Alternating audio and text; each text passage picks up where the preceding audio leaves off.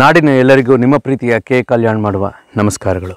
ಮಿದುಳಿನಿಂದ ಪರಿಕಲ್ಪನೆ, ಕಣ್ಣಿನಿಂದ ಗುರಿ, ಹೃದಯದಿಂದ ದೃಢತೆ, ಈ ಮೂರು ಒಟ್ಟಿಗೆ ಸೇರಿದಾಗ ಅದು ಒಂದು ಗಮ್ಯವಾಗುತ್ತೆ. ಅಂಥ ಒಂದು ಗಮ್ಯವನ್ನು ನಾವು ಮುಟ್ಟಬೇಕು ಅಂತಂದರೆ ನಮ್ಮೊಳಗೆ ನಮಗೆ ಇರಬೇಕಾದ್ದು ಕೇವಲ ಒಂದೇ ಒಂದು ಹಿಡಿ ಆತ್ಮವಿಶ್ವಾಸ. ನಮ್ಮೊಳಗೆ ನಮಗೆ ಒಂದು ಚಿಕ್ಕ ಆತ್ಮವಿಶ್ವಾಸದ ಸುಳಿವು ಕಂಡರೂ ಕೂಡ ಅದರ ಬೀಜ ಮೊಳಕೆಯೊಡೆದು ಗಿಡವಾಗಿ ಮರವಾಗಿ ಹಬ್ಬಿ ವ್ಯಾಪಿಸಿ ಇಡೀ ಜಗತ್ತನ್ನು ತಬ್ಬಿ ಹಿಡಿಯುತ್ತೆ. ನಮಗೆ ಬೇಕಾಗಿರೋದು ಅಷ್ಟೇ, ಕೇವಲ ಒಂದು ಚಿಕ್ಕ ಆತ್ಮವಿಶ್ವಾಸ. ಎಂಥ ಪರಿಸ್ಥಿತಿಯಲ್ಲೂ ಕೂಡ ನಾನು ಸೋಲುವುದಿಲ್ಲ, ನಾನು ಸೋಲೋದಕ್ಕೋಸ್ಕರ ನಾನು ಹುಟ್ಟಿಲ್ಲ, ನಾನು ಹುಟ್ಟಿದ್ದೇ ಗೆಲುವಿಗೋಸ್ಕರ. ಯಾಕೆ ಅಂತಂದರೆ ಇಡೀ ಭೂಮಂಡಲವೇ ಗೆಲುವಿನ ಒಂದು ಸಂಕೇತ. ಸುಡುತ್ತಿರುವ ಅಗ್ನಿಯ ಚೆಂಡಿನಂಥ ಸೂರ್ಯನಿಂದ ಸಿಡಿದು ಸೂರ್ಯನ 101 ಭಾಗದಲ್ಲಿ ಒಂದು ಭಾಗವಾಗಿ ಬಂದು ಈ ಗಾಳಿಯಲ್ಲಿ ತೇಲ್ತಾ ಈ ಬ್ರಹ್ಮಾಂಡದ ಒಂದು ವಿಚಿತ್ರ ಗಾಳಿಯಲ್ಲಿ ತೇಲಿ ಲಕ್ಷಾಂತರ ವರ್ಷಗಳ ನಂತರ ಇದು ಒಂದು ಮಹಾನ್ ಜೀವ ಸಂಕುಲದ ಸೃಷ್ಟಿಗೆ ಕಾರಣವಾಗಿದ್ದು ಈ ಭೂಮಿ. ಇದು ಗೆಲುವಲ್ವಾ? ಗೆಲುವಿನ ಸಂಕೇತವಾದ ಈ ಭೂಮಿಯಲ್ಲಿ ಹುಟ್ಟುವ ಪ್ರತಿಯೊಂದು ಜೀವರಾಶಿಗಳು ಕೂಡ ಗೆಲ್ಲಲಿಕ್ಕಾಗಿಯೇ ಹುಟ್ಟಿದ್ದು. ಗೆಲುವಿನ ಭೂಮಿಯಲ್ಲಿ ಗೆಲ್ಲುವುದೇ ನಮ್ಮ ಗುರಿ, ಗೆಲ್ಲುವುದೇ ನಮ್ಮ ಛಲ, ಗೆಲ್ಲುವುದೇ ನಮ್ಮ ಬಲ, ಗೆಲುವೇ ನಮ್ಮ ಆತ್ಮಬಲ ಅನ್ನೋದನ್ನು ನಾವು ಸದಾ ನಿತ್ಯ ಮಂತ್ರವಾಗಿಸ್ಕೊಂಡ್ರೆ ನಮ್ಮ ಉಸಿರಾಟದ ಪ್ರತಿ ಮೂಮೆಂಟ್ನಲ್ಲೂ ಕೂಡ ಗೆಲುವಿನ ಒಂದು ಕಾಮೆಂಟ್ ಇರಬೇಕು, ಗೆಲುವಿನ ಒಂದು ಕಾಂಪ್ಲಿಮೆಂಟ್ ಇರಬೇಕು, ಗೆಲುವು ಕಂಪ್ಲೀಟ್ ಆಗಿರಬೇಕು. ಸದಾಕಾಲ ಆತ್ಮವಿಶ್ವಾಸದ ಪ್ರತೀಕವಾಗಿರ್ತಕ್ಕಂಥ ನಾವುಗಳು ಸೋತಾಗ ಯಾವತ್ತಿಗೂ ಕೂಡ ಸಾವಿನ ಬಗ್ಗೆ ಯೋಚನೆ ಮಾಡಬಾರ್ದು. ಸೋತಾಗ ಸತ್ತರೆ ಸಾವಿಗೆ ಅವಮಾನ, ಗೆದ್ದಾಗ ಮಾತ್ರ ಮನುಷ್ಯನ ಬದುಕಿಗೆ ಒಂದು ಸಂಪೂರ್ಣ ಅರ್ಥ ಸಿಗೋದು. ಸಾವು ಭಗವಂತನ ನಿರ್ಧಾರ, ಸಾವೇ ಸಾಧನೆ ಆಗಬಾರ್ದು. ಇದ್ದು ಸಾಧಿಸು, ಗೆದ್ದು ಸಾಧಿಸು. ಒಂದು ದೊಡ್ಡ ತತ್ವ ಒಂದಿದೆ. ಒಂದು ಹೋರಾಟದಲ್ಲಿ ನೀನು ಕೆಳಗಡೆ ಬಿದ್ದೆ ಅಂತಂದರೆ ಅದು ನಿನ್ನ ಸೋಲಲ್ಲ. ಮತ್ತೆ ಎದ್ದೇಳಲು ನೀನು ಪ್ರಯತ್ನಿಸದೇ ಇದ್ದಾಗ ಮಾತ್ರ ಅದು ನಿನ್ನ ಸೋಲಾಗುತ್ತೆ. ಆ ಪ್ರಯತ್ನಗಳು ಸದಾ ನಮ್ಮಲ್ಲಿರಲಿ. ಈ ತತ್ವವನ್ನು ಪ್ರತಿಪಾದಿಸ್ಕೊಂಡು ಬಂದವರು ಬ್ರೂಸ್ಲಿಯವರು. ನಿನ್ನ ಒಳಗೆ ಎಷ್ಟೇ ನೋವಿದ್ರೂ ಮತ್ತೊಬ್ಬರನ್ನ ನಗಿಸ್ಕೊಂಡು ಬಾ, ಆಗ ನೀನು ನಗುವಿನ ಪ್ರತೀಕ ಆಗ್ತೀಯ. ಯಾರಿಗೆ ನೋವಿನ ರುಚಿ ಗೊತ್ತಿರುತ್ತೋ ಅವರಷ್ಟೇ ನಗುವನ್ನು ಹಂಚಲಿಕ್ಕೆ ಅರ್ಹರು ಮತ್ತು ಸಾಮರ್ಥ್ಯ ಉಳ್ಳವರು ಅನ್ನೋದನ್ನು ಪ್ರತಿಪಾದಿಸಿದ್ದು ಚಾಪ್ಲಿನ್. ಅಂಥ ಬ್ರೂಸ್ಲಿ, ಅಂಥ ಚಾಪ್ಲಿನ್ ಅಂಥವರು ನಮ್ಮಲ್ಲಿ ಎಷ್ಟು ಜನ ಇದ್ದಾರೆ?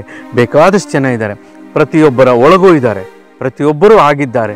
ಆ ಥರ ಪ್ರತಿಯೊಬ್ಬರಲ್ಲೂ ಒಬ್ಬ ಬ್ರೂಸ್ಲಿ ಇದ್ದಾರೆ, ಹೋರಾಟಗಾರ. ಪ್ರತಿಯೊಬ್ಬರಲ್ಲೂ ಒಬ್ಬ ಚಾಪ್ಲಿನ್ ಇದ್ದಾನೆ, ನೋವು ನಲಿವನ್ನು ಉಂಡವನು. ನಮ್ಮಲ್ಲಿ ನಾವು ಎಲ್ಲವೂ ಆಗಿರ್ತೀವಿ. ನಾವು ಯಾತಕ್ಕೆ ಹಿಂಜರಿಬೇಕು? ಯಾರನ್ನೂ ಜರಿಯಬೇಡ, ಯಾವುದಕ್ಕೂ ಹಿಂಜರಿಯಬೇಡ. ಇದು ನಮ್ಮ ಮತ್ತೊಂದು ಮಂತ್ರವಾಗಬೇಕು. ಯಾರನ್ನೂ ಜರಿಯಬೇಡ, ಯಾವುದಕ್ಕೂ ಹಿಂಜರಿಯಬೇಡ. ಮುಂದಿಟ್ಟ ಹೆಜ್ಜೆ ಹಿಂದೆ ಇಡಲೇಬೇಡ. ಮುಂದೆ ಸಾಕ್ತಾ ಹೋಗ್ತಾ ಇರು. ಯಾರಾದರೂ ನಿಮಗೆ ನೋವು ಕೊಟ್ರಾ ಕ್ಷಮಿಸ್ಬಿಡಿ, ಇಲ್ವಾ ಮರ್ತು ಬಿಡಿ. ನೀವು ಒಬ್ಬರನ್ನ ಕ್ಷಮಿಸಿದ್ರೂ ಕೂಡ ಕ್ಷಮಿಸಿದ್ದೀನಿ ಅನ್ನುವ ಒಂದು ಚಿಕ್ಕ ಅಹಂಭಾವ ನಮ್ಮಲ್ಲಿ ಅಂಟಿರೋ ಸಾಧ್ಯತೆ ಇರುತ್ತೆ. ಯಾಕೆ ಕ್ಷಮಿಸೋದು? ಮರ್ತು ಬಿಡಿ. ಮತ್ತೊಮ್ಮೆ ಅವರೇ ಎದುರುಗಡೆ ಬಂದರೆ ಹೊಸ ಪ್ರೀತಿಯನ್ನು ಹುಟ್ಟಾಕಿ. ಈ ಒಂದು ಜಗತ್ತು ಅನ್ನುವಂಥ ಮಹಾ ಸರೋವರದಲ್ಲಿ ಬದುಕಿನ ದೋಣಿ ಮೇಲೆ ಕೂತ್ಕೊಂಡು ಹುಟ್ಟಾಕಿ. ಆ ಹುಟ್ಟುಗಳನ್ನು ಹಾಕ್ತಾ ಮುಂದೆ ಹೋಗ್ತಾ ಇರಿ. ಪ್ರತಿಯೊಂದಕ್ಕೂ ಒಂದು ಹೊಸತರವನ್ನು ಹುಟ್ಟಾಕಿ. ನಿಮ್ಮಲ್ಲಿ ಎಲ್ಲವೂ ಸಾಧ್ಯ ಅನ್ನೋದು ಈ ಪ್ರಕೃತಿ ನಮಗೆ ಹೇಳಿಕೊಟ್ಟಂಥ ಪಾಠ. ನಾವು ಈ ಪ್ರಕೃತಿಯನ್ನು ಆರಾಧಿಸಿದ್ರೆ ಸಾಕು, ಪ್ರಕೃತಿ ನಮಗೇನು ಬೇಕೋ ಅದೆಲ್ಲವನ್ನು ಕೂಡ ನಮಗೆ ಬ್ಲೆಸ್ ಮಾಡುತ್ತೆ. ನಮ್ಮಿಂದ ಈ ಪ್ರಕೃತಿಗೆ ಸಂಪೂರ್ಣವಾದ ಒಂದು ಕೃತಜ್ಞತೆಯನ್ನು ನಾವು ಪ್ರತಿನಿತ್ಯ ಅರ್ಪಿಸ್ಕೊಂಡು ಹೋದರೆ ಸಾಕು. ಈ ಪ್ರಕೃತಿ ನಮಗೇನು ಬೇಕೋ ಎಲ್ಲವನ್ನು ಕೊಟ್ಟಿದೆ, ಕೊಡ್ತಾನೇ ಇದೆ, ಕೊಡುತ್ತೆ. ಪ್ರಕೃತಿಗೆ ತಾರತಮ್ಯವೇ ಇಲ್ಲ. ಹುಲಿ, ಸಿಂಹ, ಹಾವು, ಇಲಿ, ಕೀಟ, ಪಕ್ಷಿ, ಸರೀಸೃಪ, ಜೀವಜಂತು, ಜಲಜಂತು, ಮನುಷ್ಯ ಯಾವುದರ ವ್ಯತ್ಯಾಸವೂ ಇಲ್ಲದೆ ಎಲ್ಲರಿಗೂ ಎಲ್ಲದಕ್ಕೂ ಸಮಾನವಾದಂಥ ಸವಲತ್ತನ್ನು, ಸಮಾಧಾನವಾದಂಥ ಪ್ರೀತಿಯನ್ನು, ಸಮಾಧಾನವಾದಂಥ ಒಂದು ಅನುಗ್ರಹವನ್ನು, ಅವಕಾಶವನ್ನು, ಆತ್ಮವಿಶ್ವಾಸವನ್ನು ಈ ಪ್ರಕೃತಿ ನಮಗೆ ಕೊಟ್ಟಿದೆ ಅಂತಂದಾಗ ನಾವು ಈ ಪ್ರಕೃತಿಗೆ ಹಾನಿಯಾಗದ ರೀತಿಯಲ್ಲಿ ಪ್ರಕೃತಿಯ ಜೊತೆ ಒಂದು ಪ್ರೀತಿಯಿಂದ, ನಲ್ಮೆಯಿಂದ, ಗೌರವದಿಂದ ನಡ್ಕೊಂಡ್ರೆ ಸಾಕು. ಈ ಪ್ರಕೃತಿ ಸದಾಕಾಲ ನಮ್ಮನ್ನು ಕಾಯುತ್ತೆ. ಈ ಪ್ರಕೃತಿಗಿಂತ ಮೀರಿದ ದೇವರು ಯಾವುದಿದೆ?